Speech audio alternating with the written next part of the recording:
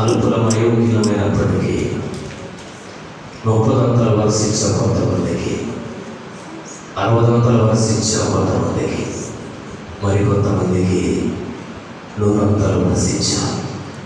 అయినను ఎవరు చెదిరిపోకుండా మహాశ్రమంలో 30 60 వారు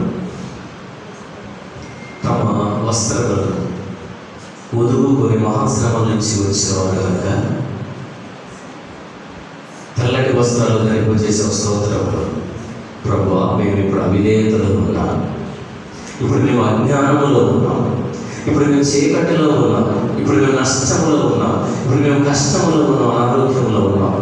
చూసేవారు లేదని, వినేవారు లేదని తండ్రి మమ్మల్ని క్షమించండి, క్షమించండి రాజా, మమ్మల్ని క్షమించండి. ఒక నూతనమైన బలాన్ని దయచేయండి తండ్రి. నీ మాటలు విని శ్రమల వైపు చూడవద్దు, కష్టముల వైపు చూడవద్దు, నష్టముల వైపు చూడవద్దు.